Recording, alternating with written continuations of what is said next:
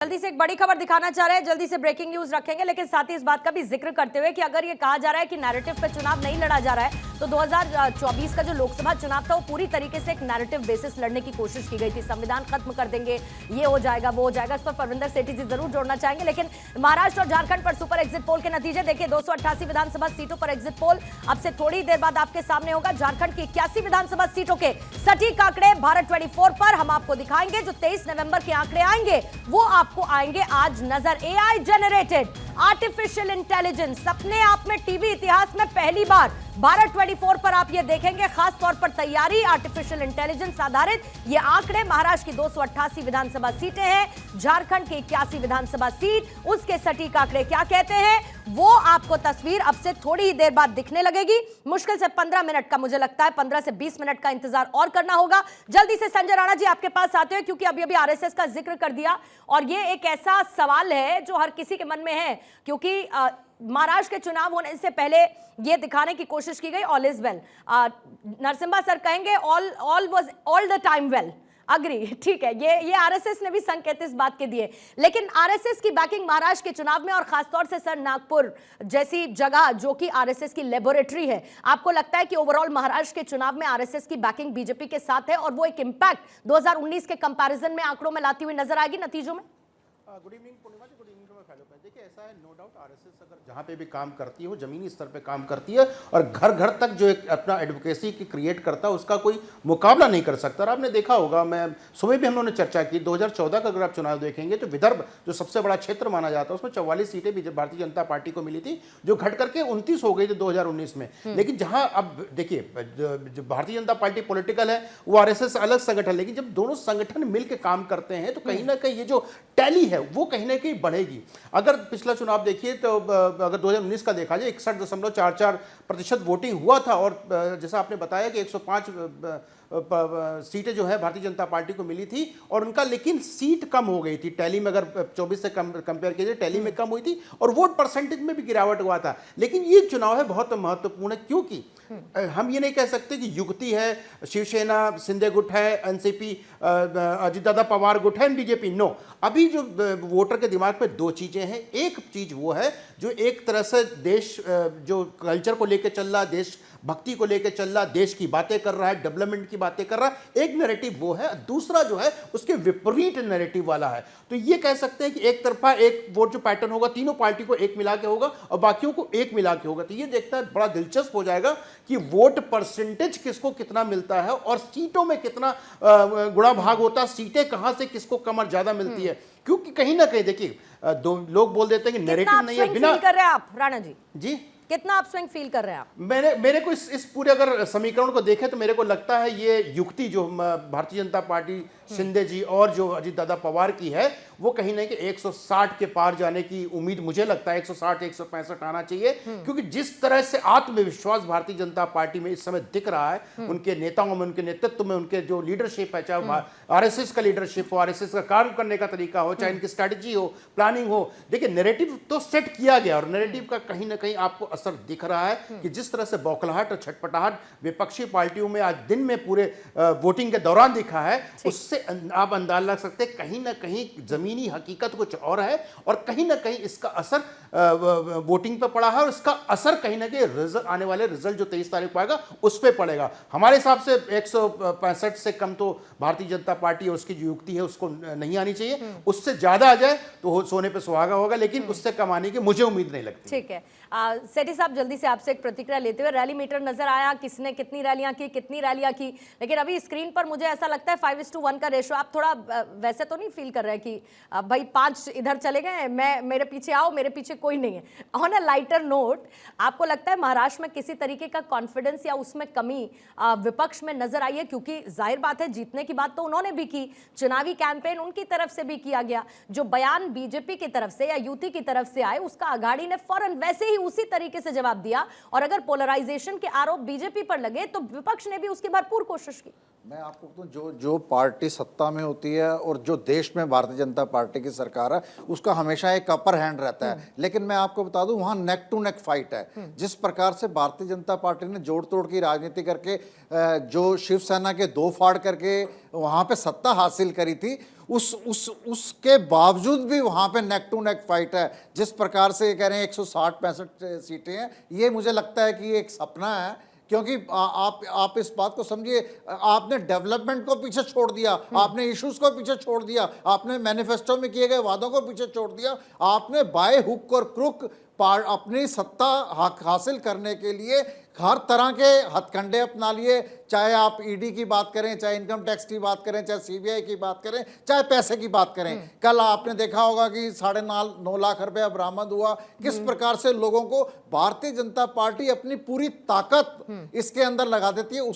मैं इस बात की तारीफ भी करूंगा, जो उनका प्रोफेशनलिज्म है उसको कोई पार्टी मैच नहीं कर पाती। जो उनका डिसिप्लिन है, जो उनकी एडमिनिस्ट्रेशन है, उसको दूसरी पार्टियां मैच नहीं कर पाती, इसलिए वो पीछे रह जाती हैं। लेकिन जहां तक महाराष्ट्र का सवाल है, वहां पे नेक टू नेक फाइट है। उद्धव ठाकरे और शरद पवार जी की एक अपनी इमेज है, वो वहां पे आप ये नहीं कह सकते कि आप एब्सोल्यूट पावर ले जाएंगे। ये कहना बिल्कुल गलत होगा। झारखंड का तो आप सपना सोच लीजिए कि बीजेपी का वहां पे नई पावर में आएगी। क्यों? देखिए मैं आपको बताऊं, कई ऐसे स्टेट्स हैं जहां पे, जैसे महाराष्ट्र है, वहां पे क्षेत्रीय पार्टी स्ट्रॉन्ग है, उसी प्रकार झारखंड के अंदर भी क्षेत्रीय पार्टी स्ट्रॉन्ग है। 30 और 25 2019 के चुनाव में 5 का तो फर्क था सर। नहीं, मैं आपको बता रहा हूँ ना, जिससे पहले बीजेपी हमेशा जो लीडिंग पार्टी हाँ, रही है, मतलब 30 और 25 5 ही का तो फर्क था। मैं इसलिए, क्योंकि आप कह रहे हैं कि भाई ऐसा हो ही नहीं सकता, मैंने इसीलिए आपसे मेरा एक आंकलन है, मैं आपको अपना आंकलन बता रहा हूँ कि झारखंड में जो है बीजेपी के चांसेस बहुत कम है। महाराष्ट्र में नेक टू नेक फाइट है, महाराष्ट्र में नेक टू नेक फाइट है, नेक एंड नेक फाइट है, और झारखंड में चांसेस कम है आपके लिए। ठीक है नरसिम्हा सर, आपको झारखंड को लेकर क्या लगता है? क्योंकि पिछली बार 30-25 ये आंकड़ा रहा है, 30 आपकी जेएमएम के पास, बीजेपी के पास 25, कांग्रेस को 16 सीटें। अब जाहिर बात है कि वहां पर उन दोनों को अगर आप मिला भी लीजिए तो इधर आपकी बहुत कम नजर आती हैं। बहुत सारे मुद्दे सर उठाए गए, आदिवासियों से लेके मुस्लिमों से लेके सीए एनआरसी लागू करने से लेके 60% मुस्लिम बाहर चले जाएंगे, डेमोग्राफी बदल रही है, और ये वही हिंदू मुस्लिम करने की कोशिश बीजेपी ने की झारखंड में। ये आरोप आप पर लगाती रही जेएमएम। पूर्णिमा जी, झारखंड में मैं दावे के साथ कह सकता हूं, हम कम से कम 55-60 सीट जीतकर हमारे गठबंधन सरकार बनाएंगे। क्योंकि जिस प्रकार 5 साल झारखंड का विनाश हुआ, जिस प्रकार उसके विकास की अनदेखी की गई, जिस प्रकार अब कौन से क्षेत्रीय दल के, कांग्रेस को भी अब क्षेत्रीय दल में गिनती कर रहे हैं, तो मैं मान लेता हूं, क्योंकि कांग्रेस भी क्षेत्रीय दल ही बन गई है देश में। और जेएमएम कभी अपने आप वहां मेजॉरिटी नहीं ला पाई है, तो इसलिए एक तरह से राजनीतिक तौर पर भी उनकी शक्ति उतनी नहीं है, और उनके परफॉर्मेंस को देखकर जनता का मुंह भंग हो गया है झारखंड में। तो इसलिए हमारी बड़ी जीत होगी वहां। दूसरी तरफ जैसा जिस प्रकार डेमोग्राफी की बदलने की कोशिश की गई, जिस प्रकार ट्राइबल्स आदिवासियों की अधिकारों का हनन किया गया, एक आदिवासी मुख्यमंत्री सरकार में रहते हुए भी उनकी अधिकारों का हनन किया गया, जिस प्रकार केंद्रीय सरकार के, जो मोदी सरकार की जो योजनाएं हैं वहां चलाने में, वहां झारखंड की सरकार ने उसमें रुचि नहीं दिखाई। यह सारा जो फैक्टर है, और उसके कारण एक बड़ी जीत हमें हासिल होनी है। तो इसके लिए हम पूरी तरह आश्वस्त हैं। छत्तीसगढ़ जैसा राज्य में, वो भी एक ट्राइबल बाहुल्य राज्य है, वहां जिस प्रकार कांग्रेस बड़े उम्मीदें लेकर बैठी थी पिछली बार, सभी विश्लेषकों ने कहा कि कांग्रेस की जीत पक्की है, और देखा हम सबने क्या हुआ छत्तीसगढ़ में। झारखंड भी एक आदिवासी बाहुल्य राज्य है, यहाँ बड़ी जीत हासिल करने वाली है भाजपा और हमारी एनडीए। और दूसरी तरफ महाराष्ट्र में हमने केवल जो वादे किए हैं उनको पूरे नहीं किए हैं, उसके अलावा हमने कई नए कार्य योजनाएं चलाई है। हमने किसानों के लिए मोदी जी के जो 6,000 की जो हर सालाना जो किसान सम्मान निधि देते हैं, उसके अलावा 6,000 राज्य सरकार के द्वारा किसान सम्मान में दिया गया। इसके अलावा महिलाओं के लिए सहायता, इसके अलावा हर तरह के विकास कार्य किया गया। और कांग्रेस पार्टी खोखले वादे करती है, कर्नाटक में हो, हिमाचल में हो, तेलंगाना में हो, जिन राज्यों में कांग्रेस पार्टी सत्ता में आई, वो कहीं भी उनकी जो खटाखट वाली जो फॉर्मूला अपनाने में सफल नहीं रही ठीक है। है, ठीक। एक तरह से वहां कल हमने देखा जिस प्रकार हिमाचल में पूरी अर्थव्यवस्था पूरी सरकार ने बर्बाद कर दी, जिस प्रकार वहां सरकार के भवनों को गिरवी रखनी पड़ रही है, अटैच किया जा रहा है हाईकोर्ट के द्वारा, जिस प्रकार वहां टॉयलेट टैक्स लगा इम्पोज किया जा रहा है हिमाचल में, जिस प्रकार कर्नाटक सरकार ने जो एकाध योजनाएं चलाई उसको भी शक्ति योजना महिलाओं के लिए बंद करने वाली बात कर रही है। तो इसलिए कांग्रेस की जो विश्वसनीयता को लेकर पूरे देश भर में जनता को विश्वास नहीं है, तो इसलिए मोदी सरकार, मोदी जी ने जो किया उससे ज्यादा किया। आपने इसमें और बहुत मोदी सारी जी के नेतृत्व आपने में इसमें जो हमारे नसीरुद्दीन साहब बहुत सरकारें सारी चल रही है। योजनाओं का जिक्र किया। जेएमएम ये कहती है, कल्पना सोरेन को हमने सुना, वो तो कहती है कि क्या लाएंगे छोड़ दीजिए, जो हमने पहले दे दिया उसकी बात करते हैं। ये बीजेपी वाले जितनी योजनाएं लाने की बात करते हैं हम वो ऑलरेडी दे रहे हैं। ये एक नैरेटिव सेट करने की कोशिश करते हैं और झूठ बोलते हैं। फिर एक हेमंत सोरेन का मामला, ईडी का दुरुपयोग, भ्रष्टाचार के आरोप, फिर उनका बेल पर बाहर आ जाना, इन तमाम मुद्दों को उठाया गया है, बुनाया गया है जेएमएम द्वारा।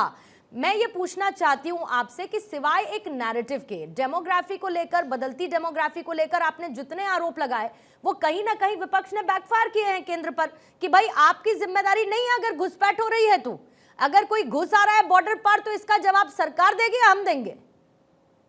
देखिए, राज्य सरकार अपने दायित्व से और अपनी जिम्मेदारी से भाग नहीं सकती है। केंद्र सरकार कानून व्यवस्था, माइग्रेशन, ये सारे केंद्र सरकार दिल्ली से केंद्र सरकार मॉनिटर नहीं कर सकती। केंद्र सरकार इस पर नियंत्रण नहीं लगा सकती है। बंगाल हो या झारखंड हो, इन राज्यों में जो घुसपैठ के जो आरोप है, घुसपैठ की जो बात हो रही है, इसके नियंत्रण राज्य सरकार को ही करना है। जब ये इसको वोट बैंक के नजरिए से देखते हैं, यह इस पे काबू कंट्रोल नहीं करना चाहते, तो यही हमने आवाज उठाई। हम जब सत्ता में रहेंगे ऐसे बिल्कुल होने नहीं देंगे। सर थोड़ा सा मेरे लिए इसको बाय आउट करना मुश्किल है। सेठी साहब 20 सेकंड में आप कुछ अगर जोड़ना चाह रहे हैं फिर मैं हेडलाइंस लूंगा। मैं इनको थोड़ा सा बता दूं, जो जितने भी बॉर्डर्स होते हैं ना, वो सेंट्रल सरकार के अधीन होते हैं और बॉर्डर्स की जिम्मेवारी जो है सेंट्रल सरकार की होती है। आप इस बात को समझिए, अगर बॉर्डर के अंदर कोई घुसपैठ हो रही है तो उसकी जिम्मेवारी पूरी तरह से सेंट्रल सरकार की होती है।